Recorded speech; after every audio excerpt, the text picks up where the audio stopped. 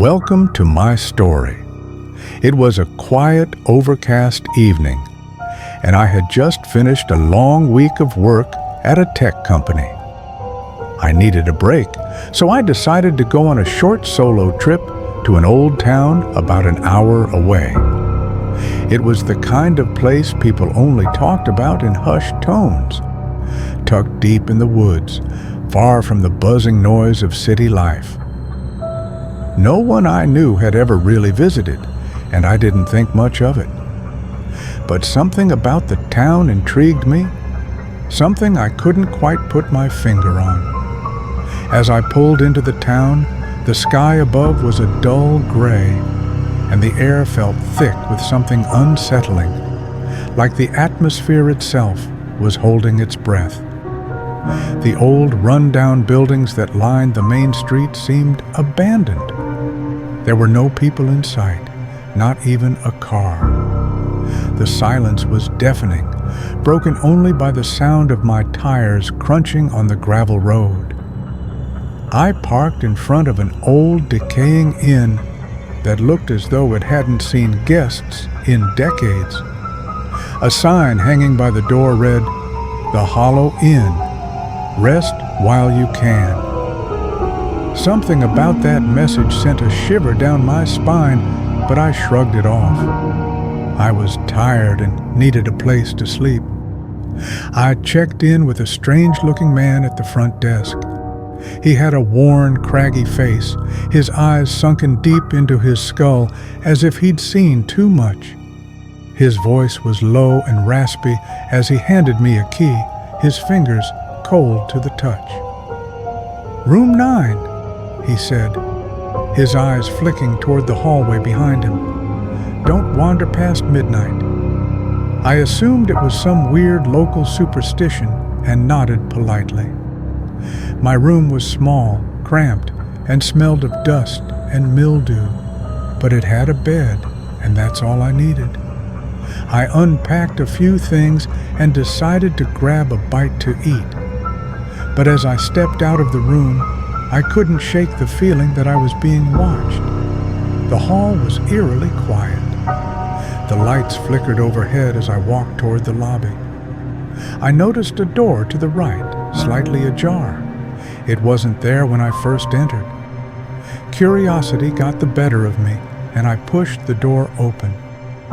Inside was an old staircase leading down into darkness. I couldn't see the bottom, but I felt an undeniable pull to go down. A strange force seemed to whisper my name from the shadows below. Ignoring the instinct to turn around, I descended.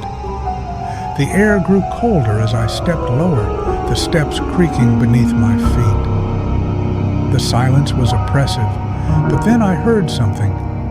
Soft whispers, like people talking just out of earshot. But the words were distorted, like they were being spoken through a wall of static. At the bottom of the stairs, I found myself in a long, narrow hallway. The walls were covered in peeling wallpaper, the floor scattered with debris, but the most unsettling thing was the door at the far end of the hall. It was old, made of solid oak, and there was a faint light coming from under it. Something told me I shouldn't open it, but my curiosity won out. I stepped forward and turned the handle.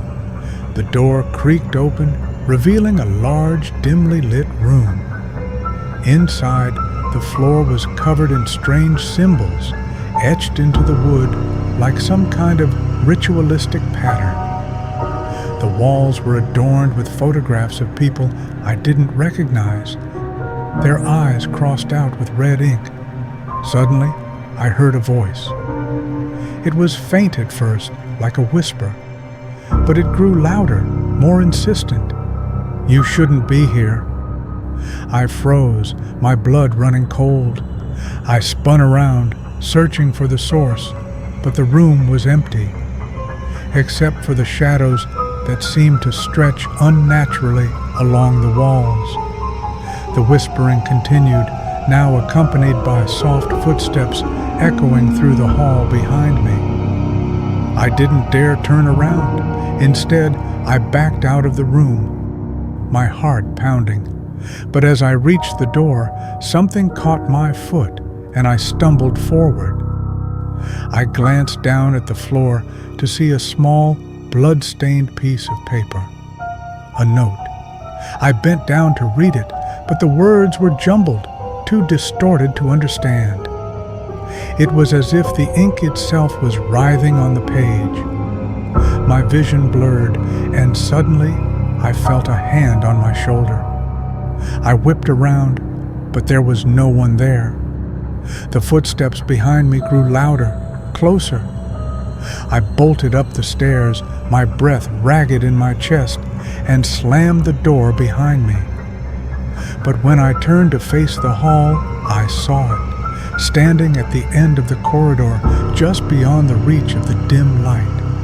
A figure, tall, thin, with hollow eyes staring right at me.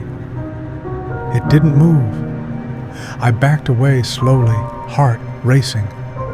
And that's when I heard it, a voice, low and guttural, coming from the figure. "You can't leave."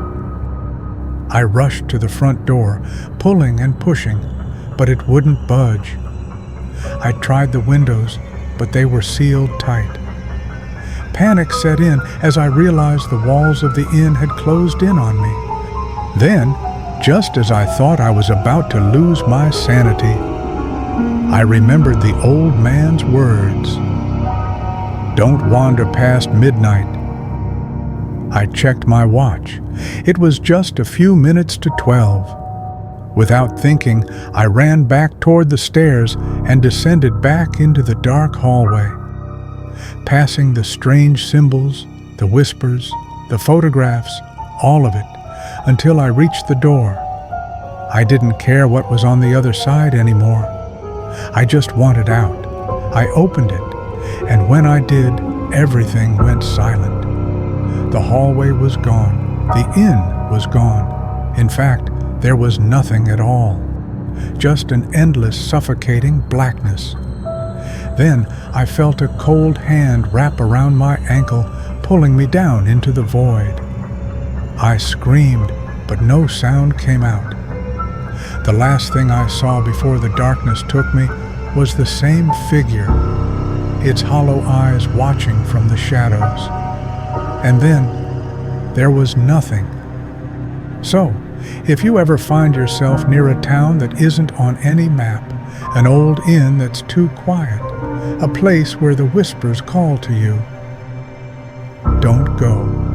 Trust me, you're not the first to wander in, but you might be the last.